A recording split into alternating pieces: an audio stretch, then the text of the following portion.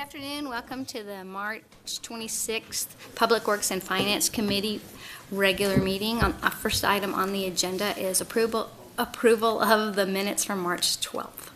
And I've read them, and they looked fine. Well, I saw nothing wrong with that, other than Ms. Sullivan was absent. Other than that, it was all good. Yeah, all right, so then we can move those on. Yeah? Yes. Okay. Second item, we have a public meeting for 710 Pullman Road Lot Division with Ryan presenting.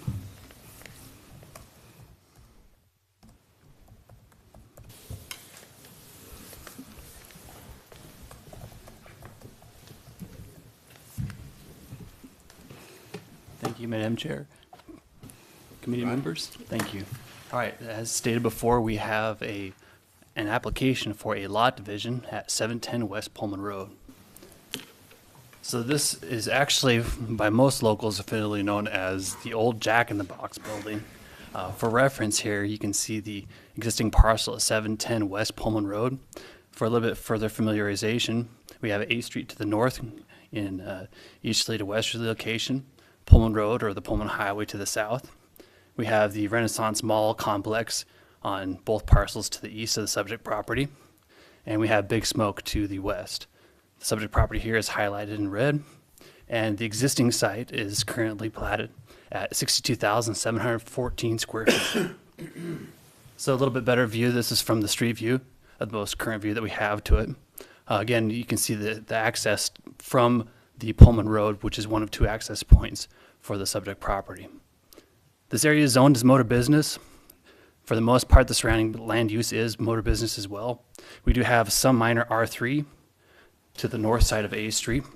We have R4, or correction, RO at the intersection of Line Street and A Street, and R4 to the southwest along Line Street and Pullman Road. So we have the existing exhibit layout. Again, that's the old Jack in the Box building there. And if I can get your attention to the easements here, they actually have an existing easement agreement between Renaissance Mall and the old parcel for the subject property. So again, these are shared easements to the south and to the north, one to allow ingress and egress for A Street and existing of Highway 8 as well. So the proposal is to incorporate a lot division for two separate parcels. Lot 1, as you can see up there, is split to 21,506 square feet, and they're also anticipating a future easement which allow, again, the shared access between Renaissance Park and the Lot 1 of 710 West Pullman Road. They're also proposing to include a wider easement for vehicular access for any kind of access between these two shared parcels. And for access, we have the ingress and egress, again, for this location to the south of Lot 2. To get a little bit better idea of what's going on the site, we have this aerial photo here. Again, Lot 1 is divided 21,506 square feet, and that gives 202 linear feet of frontage along A Street. And then we have Lot 2, which is divided to 41,208 square feet, and with equal frontage to the south along Pullman Road.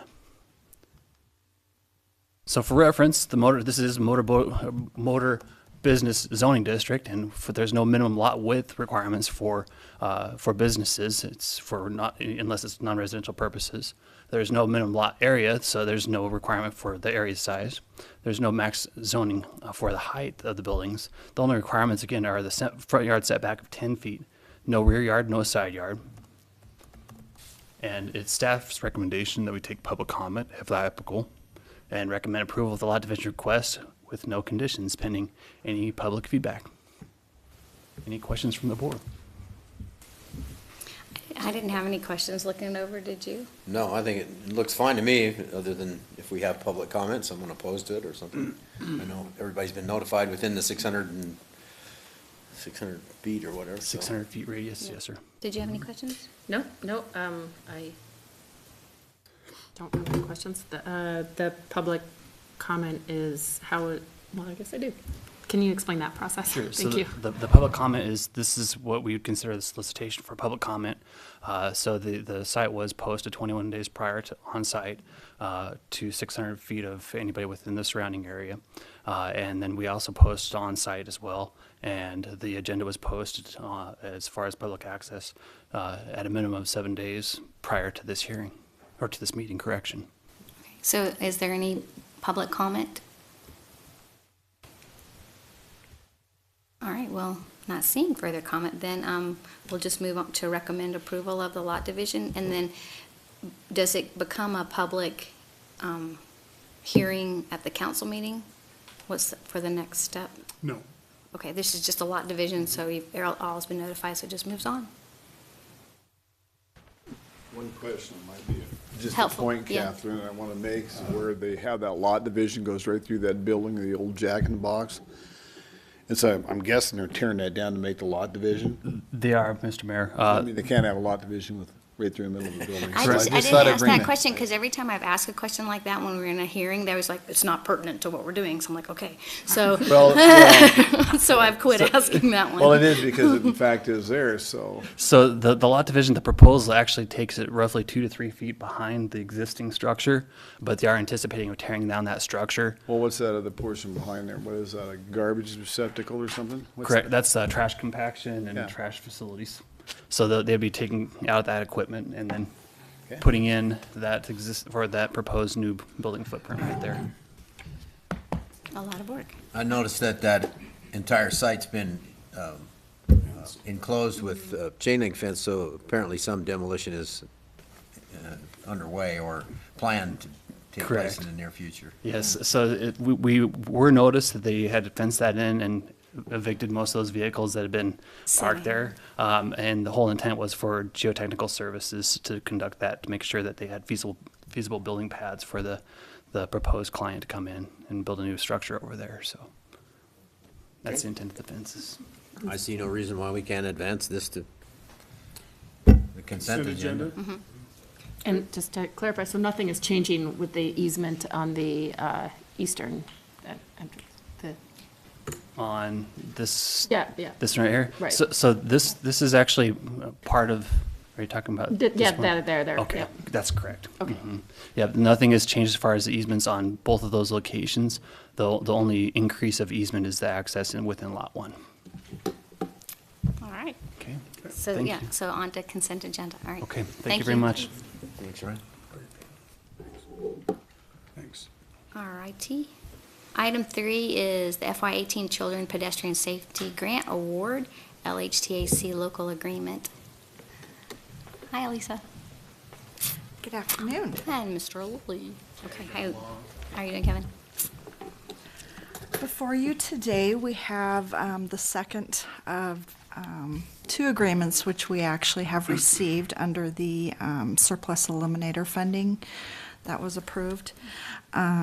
We submitted this request back in December, and the program before you today is for the child pedestrian safety.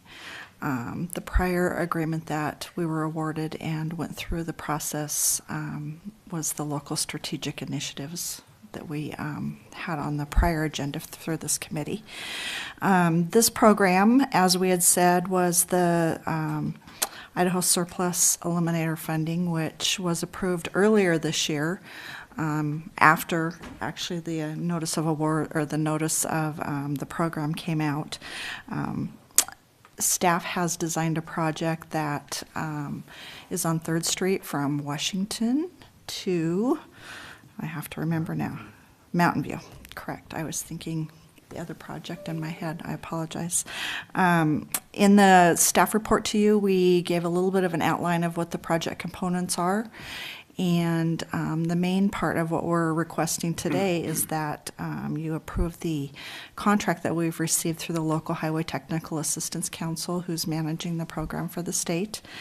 And then we can go ahead and get that submitted down to them and move forward with the project.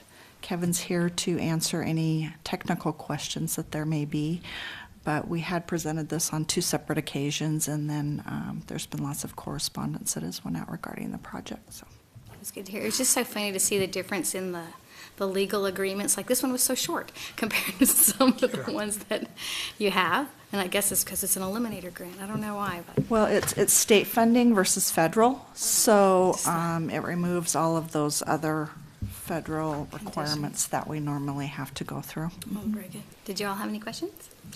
Yes. So there's some, think you said with the awarding of the grant, there's still flexibility if what the city plans to do evolves or changes. This allows for some changes, or is that correct? I don't think there'll be anything that they would object to. Anything that we are doing will be an improvement for peds and mostly, but also bicycles.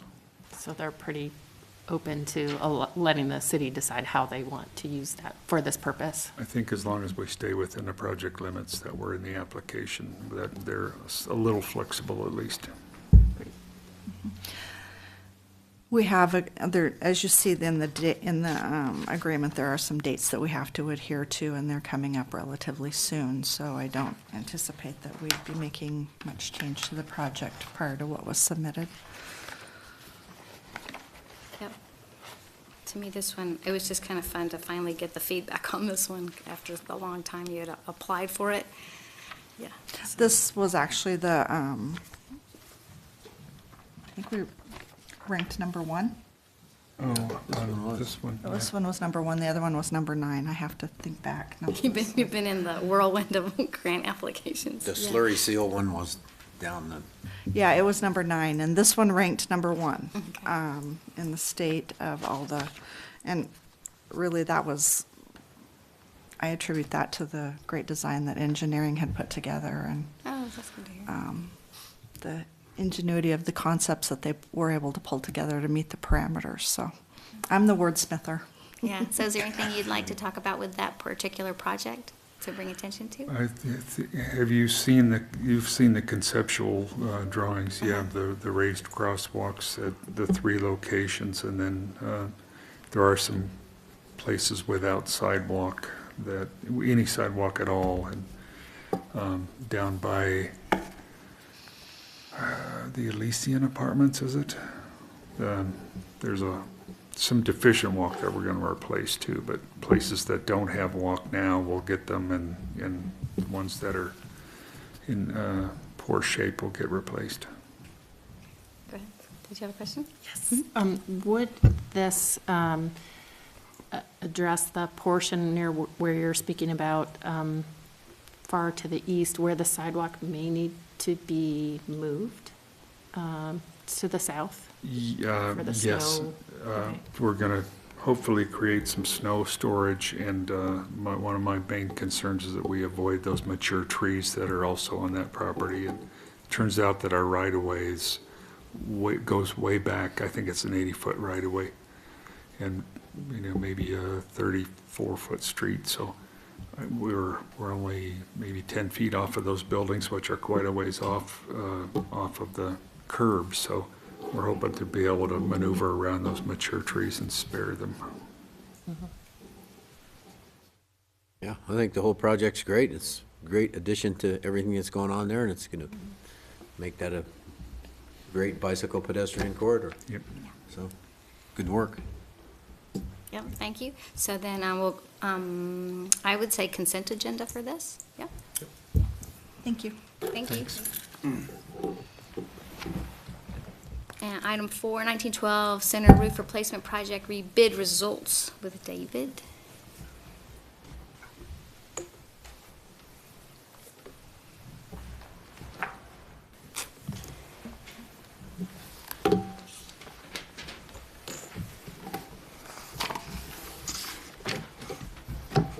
Well, good afternoon. Thank you very much. So this is the 1912 Center System Roof Replacement System Project. The bid results. So the city received bids on February 22nd, 2018. We had 2 responsive bidders, one from Darden Enterprises and one from RMR Construction. The 1912 Center Facility Development Committee has recommended the base bid and alternate 1 with Darden Enterprises. The base bid was $178,432. Alternate 1 was $11,300 for a total of $189,732. This is a breakdown of the bids. We had our base bid, we had alternate 1, alternate number 2. Alternate number 2 was to replace the existing skylights with cow-wall skylights. The Facilities Development Committee felt that the cost on those was a lot, so we didn't recommend those.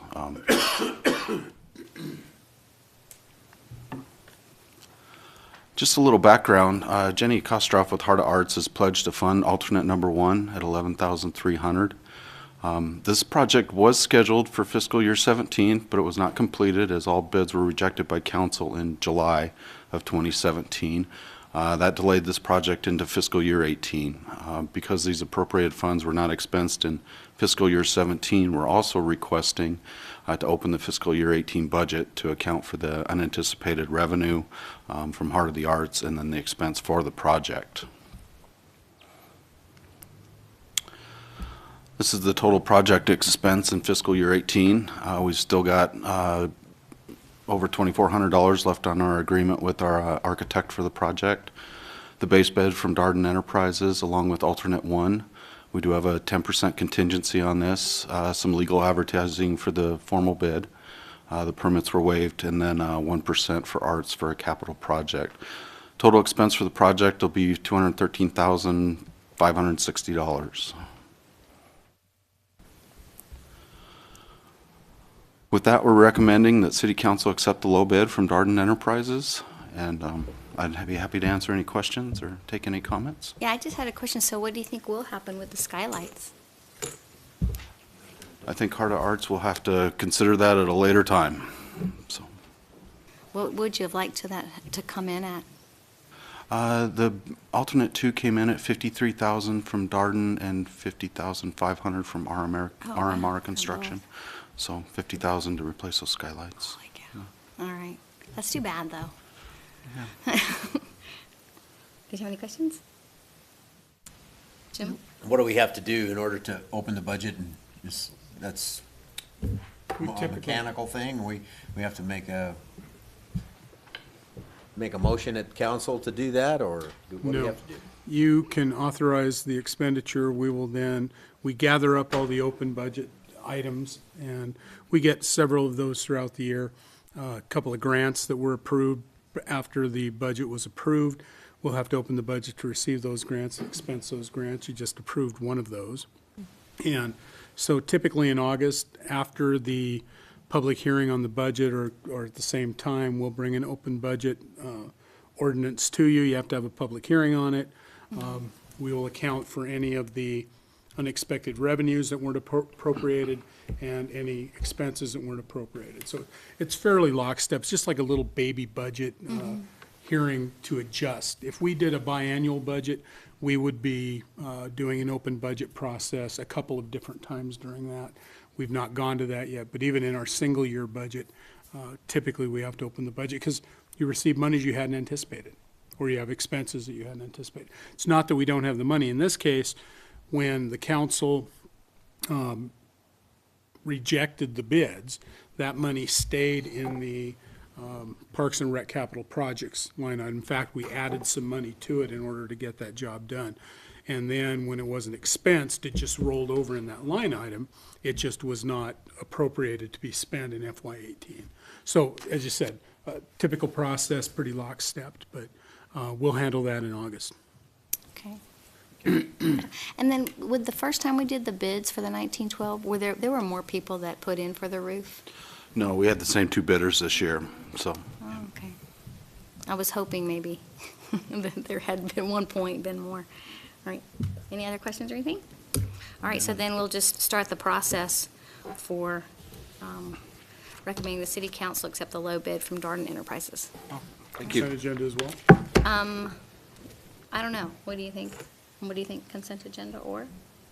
Well, it's something that's already been agreed upon. It's just that we have new bids and everything's already been financed, so I think we could do that, yeah. I don't. Any thoughts? So then the council at a later time would then have further discussion of if We they want have to to. approve the spending of the money?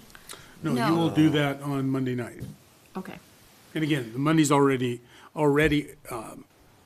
we've accumulated, it just wasn't appropriated in this year's budget. I think we just have to open the budget to make it square, the book square up. Exactly. So you're okay with consent agenda? You know what, too? You know, you can always pull something.